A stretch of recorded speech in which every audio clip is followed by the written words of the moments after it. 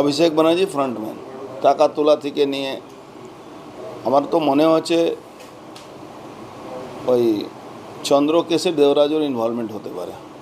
ওর একটু ক্রিমিনাল যোগাযোগ করা খুব শখ আছে।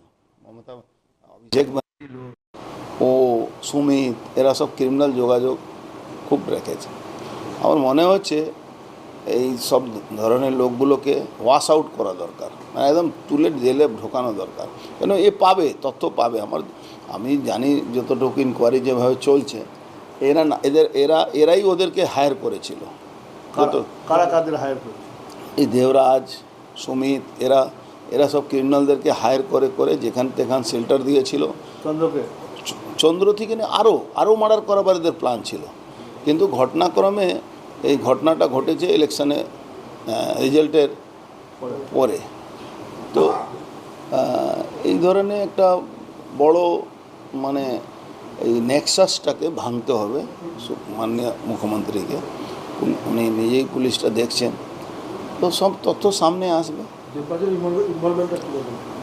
দেখুন, দেবরাজের ইনভলভমেন্ট ছাড়া ওই সব জায়গাতে অপরাধী আসতে পারে না। দেবরাজের একটা মানে নিজেকে হিরো সাজার একটা প্রবণতা আছে। পার্থভূমি ঘনিষ্ঠ, সুমিতের ঘনিষ্ঠ, অভিষেক ব্যানার্জি বাড়িতে যাওয়া অ্যাক্সেস ছিল। তো ওর ব্যাপারে অনেক চিন্তা ভাবনা, এজেন্সিকে সার্চ করলে অনেকগুলো তথ্য বেরোবে ওর কাছে। বলছি যে আমার মনে হয় যে খুব কম হলে ও দেখবেন ওর বউ বরাবরই বিদেশে যায়। দেবরাজের বউ এই হাওয়ালা নেক্সেস দিয়ে টাকাগুলো পাঠিয়ে, অভিষেকের টাকাগুলো ওর কিন্তু বিদেশে কোম্পানি খুলে অ্যাকাউন্ট খুলে রেখেছে। ওর বউ তো গায়িকা, ওই জন্য তো ওই এতে, অথচ ওদের মধ্যে নিজের মধ্যে রিলেশন ভালো না থাকলেও কিন্তু ওর আওরান নিয়ে এই অনেকগুলো টাকা পাচার হতো। পুষ্পা ঝুঁকেগা নেই, সেই পুষ্পা পালিয়ে গেল। এদের দম আমি আপনাদেরকে আগেও বলেছিলাম কি তৃণমূল দলটা সরকারি দল আছে, যেদিন সরকার চলে যাবে দলটা ভড় করে পড়ে যাবে। সরকার স্পেশাল প্যাকেজ দিয়েছে, তারপর তিনি ভোট থেকে সরে দাঁড়িয়েছেন। কেন সরে দাঁড়ানোর কারণটা কি? ভয়, এটা ক্রিমিনালের সাহস কত হয়। ক্রিমিনালের সাহস যখন জানেন নিরপেক্ষ ভোট হবে, তখন ও কি ভোট জিততে পারবে? ওকে তো ওখানকার মানুষ তো রাস্তা নেমে প্রতিবাদ করেছিল, এটা তো সবাই দেখেছে না। তৃণমূলের প্রার্থী হয়ে তারপরে তিনি বলছেন সরাসরি যে শুভেন্দু অধিকারী যে বর্তমান মুখ্যমন্ত্রী, সেই ফলতার মানুষের জন্য ভাবছে। তিনি তো প্রার্থী।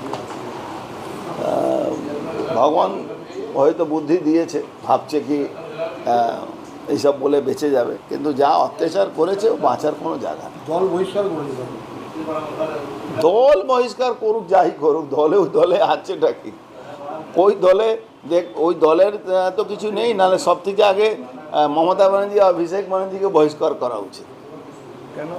কেন? এরাই তো লুটপাট করে দলটাকেই তো মানে সিপিএম থেকে নিচে চলে গেছে এখন।